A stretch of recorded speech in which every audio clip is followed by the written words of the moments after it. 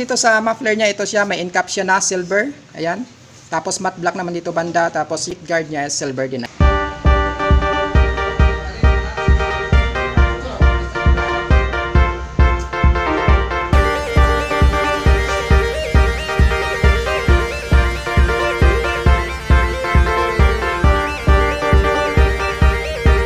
Sa mga nag-aabang nga pala sa review nitong Raider 150 Fi Pearl Ivory White mga idol, so finally andito na. So alamin natin kung anong meron dito sa Raider 150 Fi Pearl Ivory White. Ano nga ba yung dinagdag dito na specs, meron ba, at saka features na ikutan natin.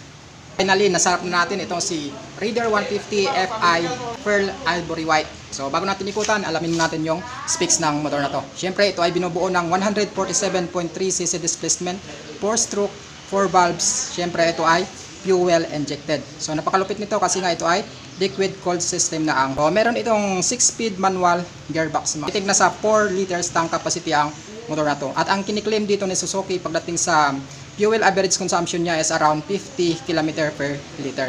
So depende pa rin yan sa throttle habit ng driver at saka sa road condition. Kung takbong pogi ka, so kayang-kaya mo abutin yung 50 km per liter. Pero kung takbong kasiro ka, I think hindi mo maabot yung 50 km per liter na gas consumption nitong si Suzuki Raider 150 Fi. So ang motor na to ay kaya mag-produce ng power output ng hanggang 18.2 horsepower sa kada 10,000 RPM at meron itong max torque na umabot ng 13.8 Nm sa kada 8,500 RPM. So, mapapansin mo yung head niya mga idol is parang robot talaga. So napaka-astig kapag tinitingnan mo. So napaka-aggressive tingnan niya mga idol. Tapos yung ano niya, yung signal light niya, ginamitan siya ng bulb type. So yung pinaka headlight niya is LED sa ano niya, low at saka sa high beam niya. So puro LED siya. Tapos dito may makita tayo dito na LED lights din siya mga idol. Tapos naka-matte black dito banda sa baba. So ang maganda dito pagdating sa signal lights niya kasi naka-fix na siya, hindi siya hiwalay. Pagdating mo sa baba, ayan makikita mo yung liquid cooled system niya. Ayan, napakalupit yan pagdating sa long ride kasi nga hindi ka na mangangamba sa overheat. Pagdating naman sa suspension niya, same pa rin. Katulad nung sa, I think dito sa Raider 150 carb, meron din siya. Ayan. So same lang sila kataba ng pagdating sa suspension niya. Tapos pagdating sa baba, ito, naka-matte black yung kulay sa suspension niya. Dito naman sa fender niya, so hindi siya glossy. Katulad dito sa, sa carburetor type. So ito, naka-glossy black siya. Dito sa, sa Pearl Ivory White is naka-matte black siya. Ito. Braking system niya, syempre ito ay naka-disc brake, naka-wavy siya mga idol, tapos may butas-butas siya dito.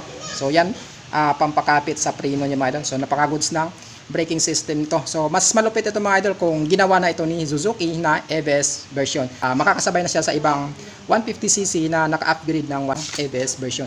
So pagdating sa gulong niya, tubeless na. So napakalupit niyan sa long ride, wala ka ng pangamba na mapapako ka. Kasi meron siyang sukat na 70 by 90 by 17 standard. So ito naman sa mags niya, naka-gold. Ito, banda sa gilid, makikita natin dito sa head niya, andito pa rin yung Fi or fuel injected. Tapos makikita natin dito yung hyper underbone. So gilid niya, ganito yung calls niya.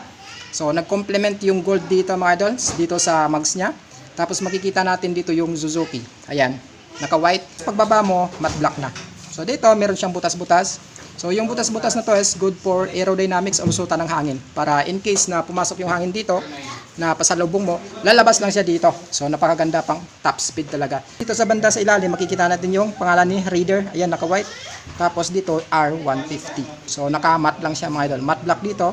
Tapos makikita natin dito yung specs ng makina niya. So DOHC, 4 valves Suzuki Advance, twin spar frame. So ito ay naka 6-speed manual gearbox. So dito sa bandang ilalim, dito yung horn niya. Ayan, may cover na siya. Pagdating dito sa shifting na ito, so meron siyang 6-speed manual gearbox. Side stand niya naman mga idol is same din, pangkaraniwan.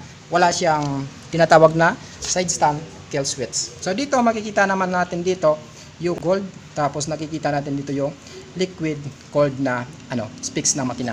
Tapos makikita rin natin dito yung pangalan ni R150 na naka-matte black. Ayan. So dito, glossy white. Tapos dito naman sa baba is naka-matte black siya. Naman yung apaka na angkas mo. Ayan. Folded din siya. So hindi rin siya basta-bastang babibrate nito pagdating mo sa high speed kasi maganda yung pagka-mount niya. So dito naman sa sa chain niya may cover na siya. Ito plastic. Ito ay naka-standard ng sprocket combination.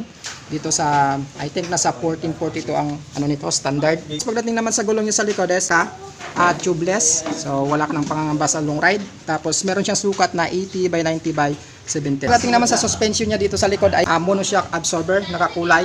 C-block yung monoshock absorber niya. Yung system niya naman sa likod is ganun din. Naka-disc brake siya mga idol. So wavy disc brake. Sa muffler niya ito siya, may in-cap siya na silver. Matte black naman dito banda. Yung heat guard niya is silver din. Ayan.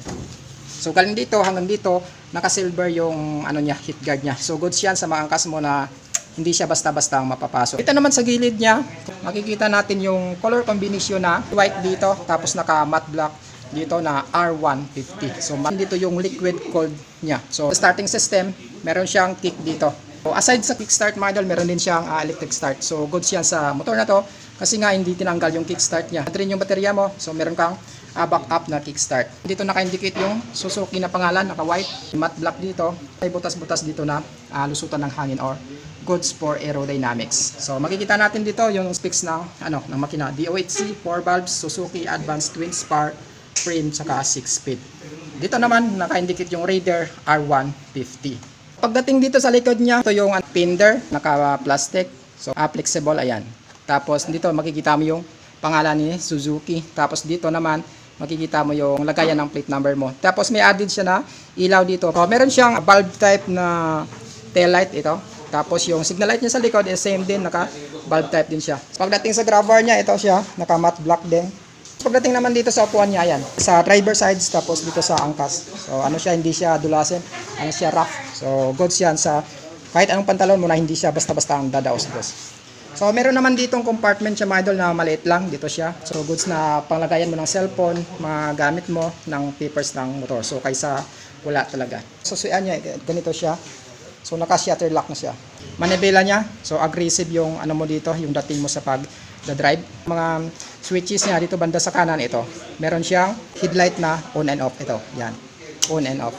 Tapos high beam, low beam. So turn signal lights left and right. Dito naman yung horn niya.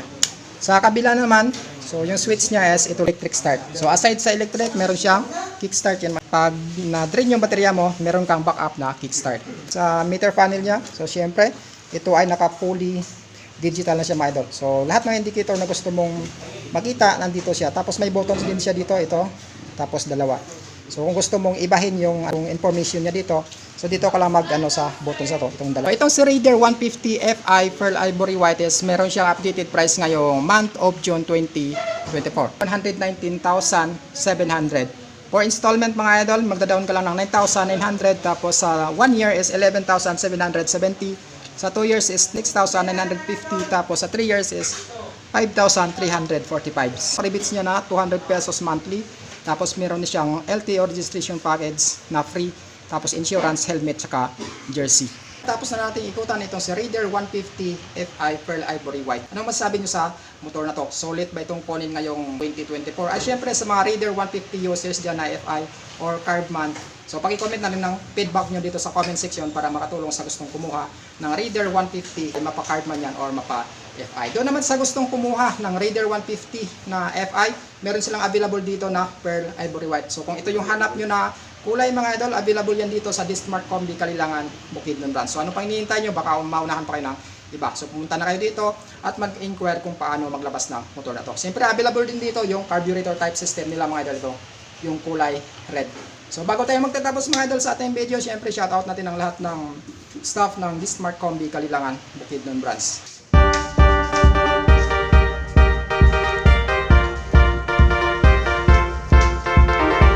Dito na yung video natin. This is Bukidnon Vlog TV. Ride safe at ingat palagi.